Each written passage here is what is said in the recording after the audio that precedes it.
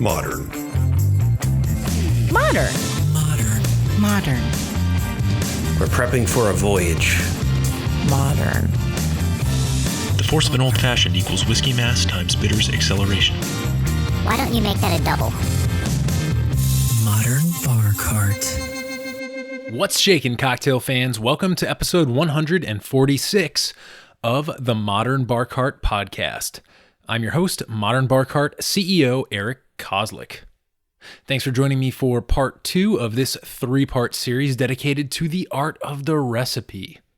Last time around, we took a deep dive into the distant past, tracing the origins of the recipe from our proto-human ancestors through ancient Babylon and Rome, and all the way to the very doorstep of the modern world. This episode will finish telling the tale of how the recipe found its way into the spirits and cocktail space, but in order to do that, we need to understand a few details about how it broke out of its coveted vault in the kitchens of the nobility and found its way into kitchens, taverns, and restaurants where normal people cooked, ate, and drank. Eventually, we'll round out our investigation with a discussion of what makes a good recipe in today's world, where forces like digital media, the Food Network, and recipe blogs are a normal part of many people's lives. But first, you know what? Let's pause as we always do so that you can make yourself a drink. This episode's featured cocktail is the Sherry Martini, but not just any Sherry Martini. No, this cocktail is a very special one dreamed up by friend of the podcast, Pablo from Virginia. I saw him post this fascinating drink on Instagram, and I reached out to him to see if he could write up the story and the recipe for our listeners. He, of course, was kind enough to oblige. He writes, quote, "Within the past few years, I've become more interested in foraging for edibles. Aside from flowers and greens, I've become especially interested in mushroom hunting, for morels in particular. So once it's spring and the temperature hits a certain point, I venture out when I can, usually with kids in tow, to see if I can find morels. I'm still very much a novice, much like with cocktail making, but worst case scenario, at least I'm getting fresh air. Morels are good starter mushrooms since there's no real mistaking them, but they are hard to find as they camouflage well. On average, each mushroom is about 3 inches tall with a color that can range from a tan or yellowish to almost a charcoal gray. They're really identifiable by their pocked or indented cap, which looks like an asymmetrical honeycomb. When harvesting, check to make sure that each mushroom is hollow from stem to cap. I've been out a few times this season and have been fairly successful. I usually come home, clean them, and prep them for dinner. They're delicious, earthy, meaty, and a bit nutty. On my last outing, it was cold, dry, and windy, and I easily found about a dozen morels. A couple were perfect, but the rest looked a bit dry. Not bad, just not fresh. As I tend to do, I was thinking about what to drink later that evening, and as it often does, my mind drifted to the martini. Of course, you can't just throw a wild mushroom as is into a cocktail and be done with it. So with the martini format in mind, I figured I'd try pickling the morels for a Gibson-like riff on the cocktail. I'd already been thinking about pickling some when the season started, but it seemed a waste with such good fresh mushrooms. However, these dry morels were ideal for that, so I cleaned the mushrooms, put them into a jar, and made a very basic pickling solution. 1 cup water, 1 cup vinegar, 2 garlic cloves, a teaspoon each of peppercorns, dried dill, chili flakes, and kosher salt, all brought to a boil, dropped to a simmer, poured hot into a canning jar, and cooled. While I prepped the pickled mushrooms, I was thinking about what kind of spin I could put on the martini to welcome this new ingredient into the drink. It didn't take long before I thought to incorporate manzanilla sherry, which is dry, briny, and incredibly refreshing. As I scanned the gin bottles on my shelf, I came across St. George Terroir Gin, and I knew it was a no-brainer. The earthy, green resin notes coupled with the nuttiness and saltiness from the sherry would be great. Throw in some bitters and vermouth for good measure, and a lemon twist, and you can't lose. The Sherry Martini isn't new by any stretch, but I hadn't had one, let alone made one, and there are several varieties with different ratios. To make this sherry martini garnished with a pickled morel mushroom, you'll need 2 ounces of St. George Terroir gin, 1 ounce of Manzanilla sherry, a ½ ounce of Dolin Blanc vermouth, and 2 dashes of citrus and pepper bitters. And if you can't find those, a couple dashes of our embitterment orange bitters will certainly do the trick. Combine all these ingredients in a mixing glass with ice, stir until well chilled and diluted, then strain into a stemmed cocktail glass and garnish with an expressed lemon twist and a pickled morel. Thanks to Pablo for this excellent recipe and the story of its creation. And thanks to all the members of the Modern Bar Cart community who continue to submit questions and recipes. You keep sending them in and we'll continue to feature them right here on the podcast. So, now that you've got a thoroughly seasonal cocktail in hand with an excellent story and precise instructions, let's turn our attention back to the history and craft of the modern recipe so that we can understand the place that cocktails have in that story. Part 2. Craft. For most historians, the ages of enlightenment and revolution in Europe and the Americas are, shall we say, problematic. When consulting the history text, it is both easy and important to focus on some of the negative forces that have shaped today's world.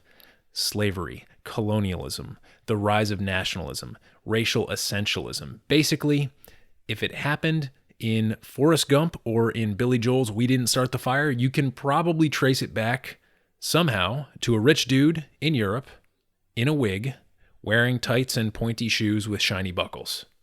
That's all I'm saying. I mentioned that it's both important and easy to focus on these things because we certainly can't ignore the mistakes and atrocities of our ancestors, right? Otherwise we don't learn. But unfortunately, they're so numerous and widespread that they represent the broad side of the historical barn, right? Everywhere you turn, you're going to run into one. Can't miss them. But while a very small percentage of the world's population was making decisions and allocating resources that would change borders on maps and alter the physical and cultural landscape of the world, a much larger group of people was busy making more humble and decidedly less catastrophic innovations that incrementally solved everyday problems and advanced our understanding of the world we live in. One such gentleman is named Jean-Enthelme Brillat Savarin, a French judge and gourmand who penned one of the most influential pieces of food writing in the early modern era. His collection of essays and anecdotes entitled The Physiology of Taste, or Meditations on Transcendental Gastronomy, is a patchwork of recipes, aphorisms, and recorded conversations from his lifetime living in France, Switzerland, and the Americas. I'll start by saying the more I read this book, the more it blows my freaking mind. The copy I have was translated and heavily endnoted by M.F.K. Fisher, who is herself one of the most important food writers of all time, and I can't recommend it enough. I'll post a picture of it and a link to the same edition over on the show notes page. What makes it so important, I think, is the fact that Brillat Savarin is one of the first thinkers to identify food, drink, and flavor as areas of active inquiry, rather than as a staple necessity of life. He was curious about how we derive pleasure and sustenance from food and drink, and he had lots of theories, many of them being early predecessors to views that remain popular to this day. Listen to this passage from his chapter called On Taste. Quote, "The number of tastes is infinite, since every soluble body has a special flavor which does not wholly resemble any other. Tastes are modified, moreover, by their combinations with 1, 2, or a dozen others, so that it is impossible to draw up a correct chart listing them from the most attractive to the most repellent, from the strawberry to the bitter apple. Anyone who has ever attempted this has, of course, failed. This is not astonishing, for given the fact that there exists an indefinite series of simple tastes, which can change according to the number and variety of their combinations, we should need a whole new language to describe all these effects, and mountains of pages to define them, and unknown numerical characters for their classification. End quote. Two things jump out here. One is that the author's description of the combination of tastes is eerily similar to the Epicurean physics we examined in part 1 of this series, where Lucretius described the way that atoms and void in different configurations resulted in different materials and experiences. The other is his advocacy for a whole new language to describe flavor. As a member of the emerging upper middle class, the author was among the first to sample delectable dishes that had escaped the clutches of royal cooks finally, and it was clear that there was much progress still to be made in the field of flavor. And that in and of itself was truly revolutionary, especially when paired with his lifetime of carefully recorded anecdotes and meditations. Many would say that Brillat Savarin was ahead of his time, but I would argue that another element that makes his book and this author so very compelling is that he was very much a man of and subject to his time. Even though he was of noble enough stock to work as a circuit judge, he wasn't so high and mighty that the tides of revolution didn't occasionally swing him out of favor with the ruling regime, which forced him to flee the country, first to Switzerland, and then to the newly founded United States by way of Holland. Throughout his fascinating life, he saw the rise of certain commodities like chocolate, coffee, tea, and sugar, which obviously had a massive impact on the shape of European food culture, as well as luxuries like truffled turkeys and well-hung pheasants. But one of the most interesting advances he witnessed in real time was the birth of the restaurant. Brillat Savarin writes, quote, "Rich and powerful people were almost the only ones who enjoyed two great advantages. They could travel quickly, and they were always well fed. The advent of the new public vehicles, which can cover 50 leagues in 24 hours, has eliminated the first privilege. The coming of restaurants has done away with the second, since through them good living is at the beck of any man." End quote. Here, he ties the rise of the restaurant with the sudden access to public transportation that brought visitors flocking to cities like Paris, where, up to that point, you could only hope to get a good meal if you were well connected. Otherwise, you'd have to settle for whatever slop the innkeeper had on the fire. Restaurants, to Brillat Savarin, were like little royal kitchens that would serve anyone who could pay, and that made them very popular indeed. Returning to his collection of essays, stories, and reflections. Would I love to tell you the story of the time that he witnessed a man eat more than 300 oysters before dinner? Totally. How about the best way to eat a small bird, feathers and all? Of course I would. Or perhaps his theory on the erotic properties of truffles? You bet. But alas, the author is heavy on talk and light on recipes, so I'm going to wrap up this segment with Brillat Savarin's favorite recipe for fondue, which I personally believe holds up pretty well to this day. Quote, "Weigh the number of eggs you wish to use according to the presumed number of your guests. Then take a piece of good Gruyere cheese weighing 1/3 of this amount and a morsel of butter weighing 1/6 of it. You must break and beat the eggs in a casserole dish, after which you add the butter and the grated or minced cheese. Put the casserole dish on a lively fire and turn the contents with a spatula until they have become properly thick and soft. Add a little salt, or none at all, according to whether the cheese is old or not, and a good amount of pepper, which is one of the important characteristics of this time-honored dish. Serve it on a gently heated platter, call for the best wine, which will be copiously drunk, and you will see miracles." End quote. That last instruction kind of sums up both the delight and the motivating factors behind Brillat Savarin's life work of analyzing and summarizing the world of food and drink. He did it because it brought pleasure, and that was something he could afford. But for those individuals who were less well off than he, Unable to travel the world sampling its finest bounties, another important text was about to hit the scene and force open the door to the world of flavor even further.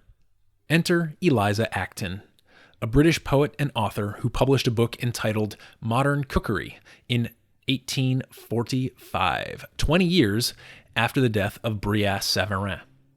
This is one of the earliest and certainly one of the most influential instances of cooking methods and materials being laid bare and demystified for anyone who could pick up and read a copy of the book. Modern Cookery is widely regarded as one of the first truly modern cookbooks because it listed a full set of ingredients for each recipe as well as stipulating the time needed to prepare it. To us, this seems like a pretty obvious thing to include in your recipe book, right? We're used to Googling around, clicking on a recipe page, and then seeing a summary of the recipe broken out with prep time, cooking time, number of servings, and a bunch of other little details that we might not even need. But that wasn't the case back in the 1800s, and I'll talk about why in just a moment. Not only did Modern Cookery boast an impressive catalog of British recipes, but it also is reportedly the first English-language cookbook to publish a recipe for spaghetti. Acton also lists quite a few curry recipes inspired by Indian cuisine, although the use of spice is decidedly toned down to appeal to the English palate.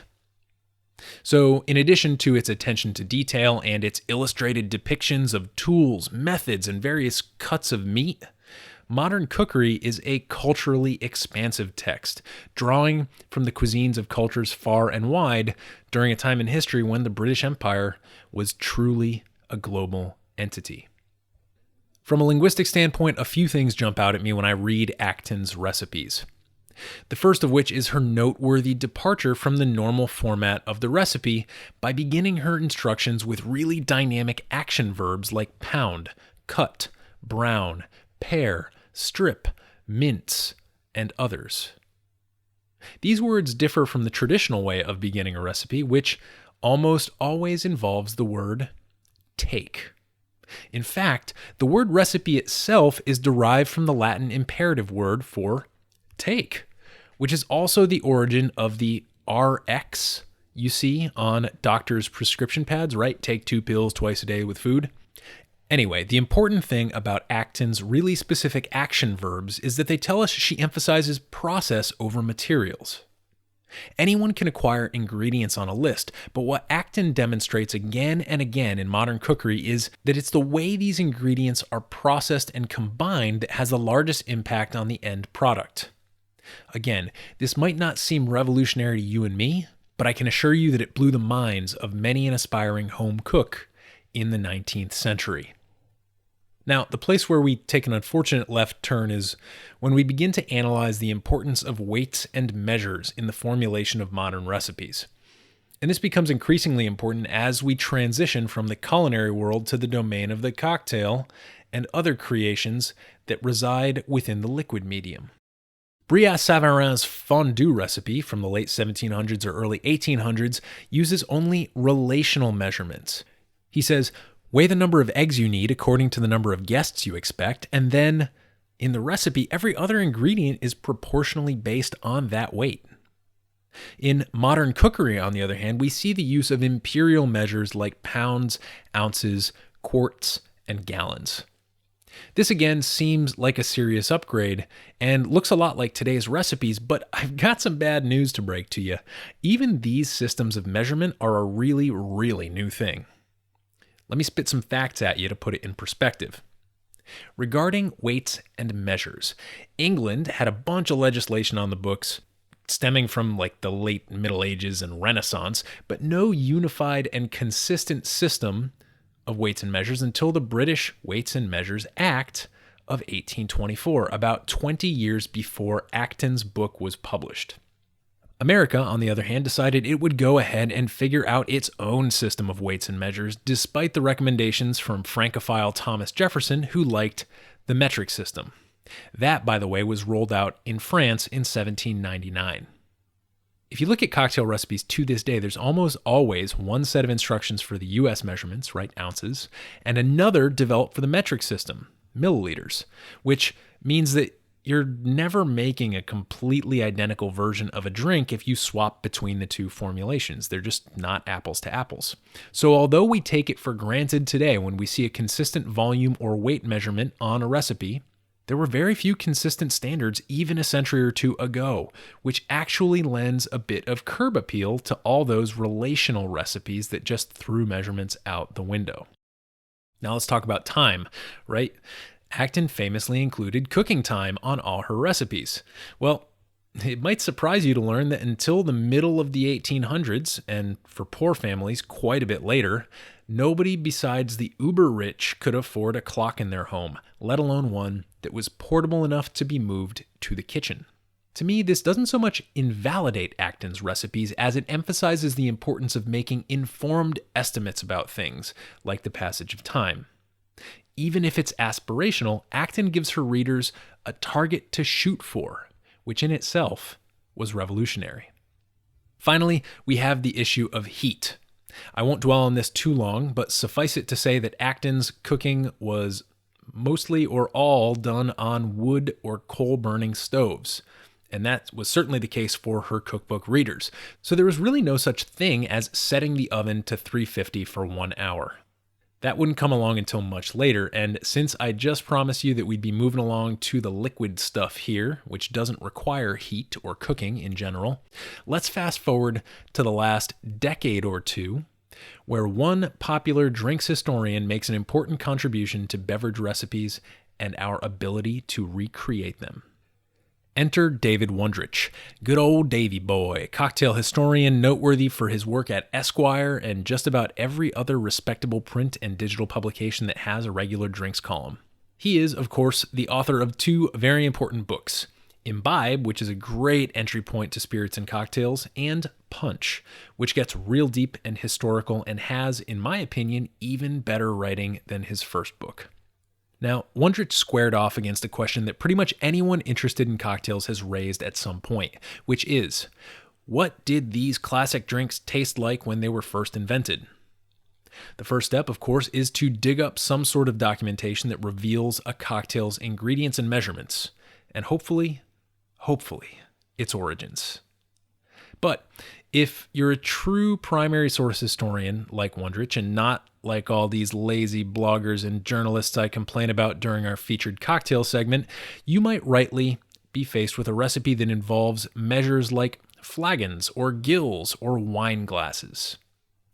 In both his books, Wondrich provides easy conversions for all sorts of arcane weights and measures, which is what makes them useful both as historical texts and as recipe manuals. Wondrich's books are quite different from many others that were popular early in the 20th century. Here I think of books like Mr. Boston's Official Bartender's Guide, which takes the form of a reference book like a dictionary or encyclopedia with short entries about each drink. Hold up Mr. Boston next to Imbibe and it looks like apples and oranges. Kind of because it is. While Wondrich leans heavily on historical context, Mr. Boston and similar books care more about the materials and maybe a few sketchy notes on the process needed to produce a given drink. This reminds me quite a bit of the differences between Apicius, which we discussed in part 1, and modern cookery. Apicius, like Mr. Boston, is targeted at professionals, people who might consult it as part of their day-to-day occupation and perhaps even under a deadline. Right? I'm making this dish and I need to make sure I do it right.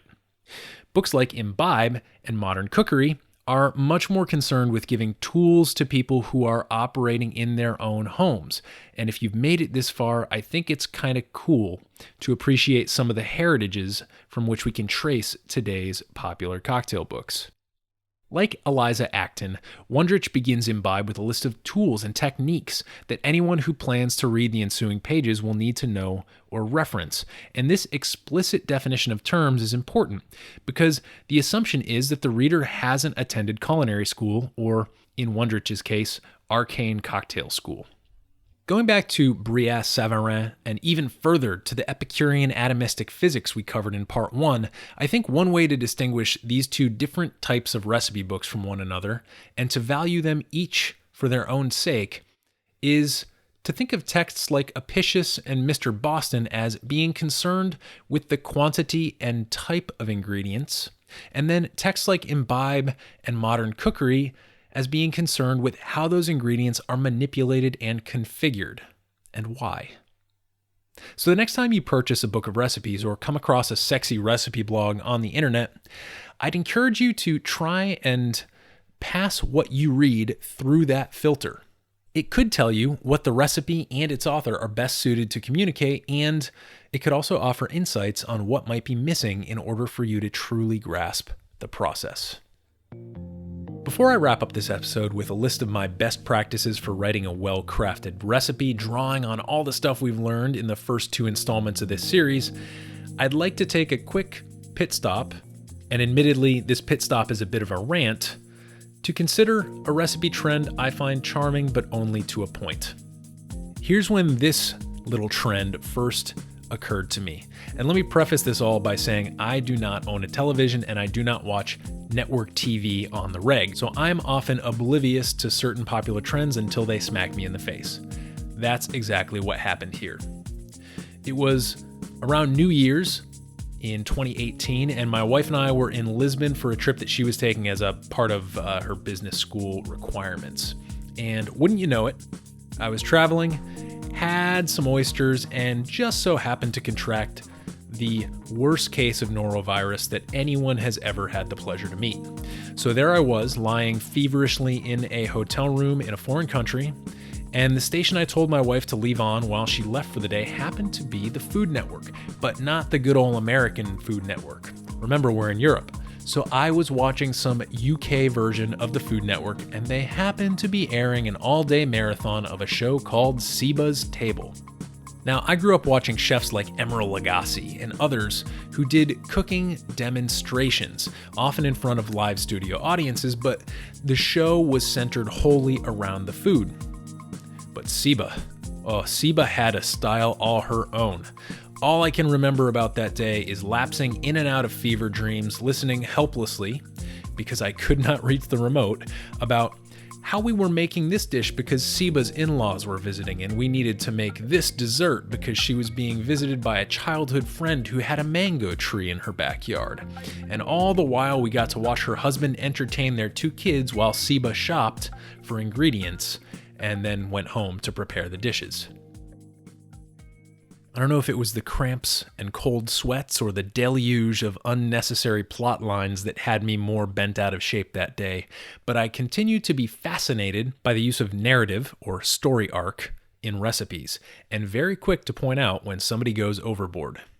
The US has its own version of Seba's Table in the form of The Pioneer Woman, who not only has a show with a similar format on the Food Network, but she also has a line of cheaply made cookware and servingware that will break if you look at it the wrong way. I can tell you that much from personal experience. In essence, the host of this show, Ree Drummond, is just hanging out on her Oklahoma ranch, living the American dream. Did the kids just get done wrestling in the hayfield? Well, let's whip up Grandma's famous lemonade. Is her husband tired from a day milking horses out in the south pasture? Time for some deep-fried shepherd's pie. And for dessert, well, you'll get a heapin' helping of staged, scripted banter that somehow makes you feel like you're just another member of the family. I think you can see where I'm going with this. At a certain point, a recipe is no longer a recipe when you spoon-feed it to people in the form of infotainment. It may have been a recipe at one point, but when the delivery is somehow contingent on filling a 20-minute time slot to feed you ads, well, I'm going to go ahead and unsubscribe. That's why I began this episode with Pablo's wonderfully thoughtful and beautifully articulated story about his sherry martini with pickled morels. Let's walk through it so I can show you what I mean in light of Seba's Table and The Pioneer Woman. In Pablo's recipe, was there a story or an initiating incident? Yep, the story was it's spring, and spring means morel mushrooms. Pablo likes to forage them, and it's a good excuse to get some exercise outdoors. There's your initiating incident. Was there a problem to solve or a reason why he made this recipe? Absolutely. He foraged some morels that were dry, and he was able to repurpose them by pickling them and using them as a cocktail garnish. There's your problem, dry mushrooms, and there's your solution. Let's pickle them. Was useful information conveyed? Absolutely. Not only did Pablo give us the cocktail recipe, which he customized using carefully chosen ingredients from his bar and explaining why he selected each one, but he also gives us a bonus recipe in the form of his pickling liquid. He also tells us about morels and how to identify them. That's a ton of information that we get in the process of that narrative. I love a good story, but all good stories are real, just like Pablo's, not constructed in order to prevent you from changing the channel. Remember that last detail of Brillat Savarin's favorite fondue recipe? He said, "Call for the best wine, which will be copiously drunk, and you will see miracles." There's no doubt that he himself had done so one day while serving or enjoying that very recipe, and he was consequently the participant in or witness of some sort of minor miracle, or at least a cheese and wine induced hallucination. It might seem silly for me to make this point, but even this is a real detail that I don't mind encountering in a recipe because it teaches me something about the delicious potential that can be unlocked when you can arrange the atoms and void in your ingredients in just the right way. And in that sense, even such a trivial seeming detail can be extremely valuable. Now, it's time to see if we can synthesize what we've learned over the past 2 installments of this Art of the Recipe series and turn it into a few helpful tips that will help you to be a better recipe writer the next time someone asks you for the secrets behind your favorite dish or drink. Tip number 1. Be careful what you assume. Jerry Thomas might have assumed that the ingredients in his gin and pine cocktail were pretty obvious. But here we are, a century and a half later, scratching our heads. This is the think about your audience instruction that all writers need to consider before publishing something because, you know what, your end product's going to be vastly different based on the assumptions you make about what your audience knows and has access to regarding tools and ingredients. So if you make an assumption, make it a good one based on reflection and evidence. Tip number 2, be specific about your materials. In cooking, a large onion is different than a medium or small one. In mixology, a bar spoon of absinthe is different from an absinthe rinse is different from an absinthe mist. Thus, it is crucial to specify whenever possible how the raw materials you use will be configured. If we're using the absinthe example I just gave and combining it with our running Epicurean alphabet metaphor, absinthe might be analogous to a letter of the alphabet. Let's call it A. But a bar spoon might be an A with a particular accent on it, and those other 2 absinthe applications might also have slightly different inflections depending on how they're used. If you're able, make sure you specify not just the type of ingredient, but also any other specifics related to its application. This can be the difference when going to a French restaurant between requesting poisson, fish, or poison, poison. Tip number 3. A recipe is not just a list of ingredients. Remember how Eliza Acton used all those really beautiful action verbs to begin her recipes in modern cookery? To me, those really helped to visualize the process of creating her recipes. Like all good verbs, they brought the process to life. Along the same lines, one way of thinking about a sentence is to designate something as an agent. That would be you, or the person making the recipe. Then specifying something as an act, right? That's the verb part, the process of executing said recipe. And then finally, you need something as an object, which would be the ingredients you manipulate on the way to creating your end product. But in between, there's a lot of description that can occur using words like adjectives and adverbs to really bring some color to the picture. There's a difference between slicing and thinly slicing, just as there's a difference between shaking and vigorously shaking. So before you send off a recipe, go through it looking specifically at your verbs, adverbs, and adjectives to make sure that you're painting a full picture of the process you aim to describe. Tip number 4. Know when to elaborate and when not to. The best place to elaborate in a recipe is the place where it's either most complicated or it's easiest to mess up. This is when you want to hold the hand of your reader. Otherwise, you might want to take a page out of Apicius and assume, when convenient, that your reader can glean some basic information from context, like the fact that you need to peel an onion before using it. Duh. Tip number 5. Narrative should be used like sauce. As you can see from my final rant, when the story overshadows the recipe, it's like having a comically tiny piece of meat swimming in a bowl full of gravy. So if you wouldn't do that, why would you bog down a perfectly good recipe with unnecessary backstory that your reader might not relate to? If you want to write a culinary essay, do that. If you want to produce a substance-less TV show or a narcissistic food blog, do that. But if you want to just write a good recipe, make sure that everything you write is somehow in service of the dish or drink you're trying to describe. Thanks everyone for tuning into this second installment of our Art of the Recipe series. It's obviously a subject that I love, and it's one that you can always learn more about by going back through history to see what folks were doing to food and drink at different points, how they were treating it, and how that affected their culture and what it can teach you. I'm hard at work planning the third installment of this series that will hopefully involve a special guest and maybe even a bonus crossover episode. So keep your eye out for that. And as always, thanks for listening.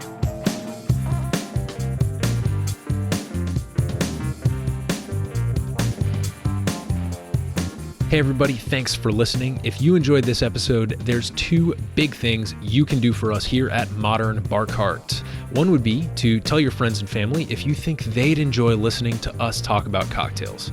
And if they don't download podcasts, they can always stream our episodes on their desktop directly from the show notes page at modernbarcart.com. The other thing you can do to help would be to head on over to iTunes or wherever you download your podcasts and leave us a review. 5 stars are great, but we're more interested in your feedback. And the beauty is, the more reviews we have, the easier it will be for other folks out there to learn about our show. We're trying to start a cocktail revolution here, and by spreading the word, you're helping us fight the good fight. You can always reach us by emailing podcast@modernbarcart.com if you're looking for cocktail or bartending advice, or if you're a pro who would like to pull up a mic and be interviewed for all to hear. Also, definitely follow us on Instagram and Facebook at Modern Bar Cart for cocktail porn, recipes, and entertaining tips. And keep an eye out for new product releases and special offers, which are happening all the time. We love our listeners, and we really enjoy giving you exclusive discounts and sneak peeks at our latest and greatest cocktail projects. This episode may be over, but for you, the mixological fun and adventures are just beginning, so remember, folks, drink responsibly and experiment boldly.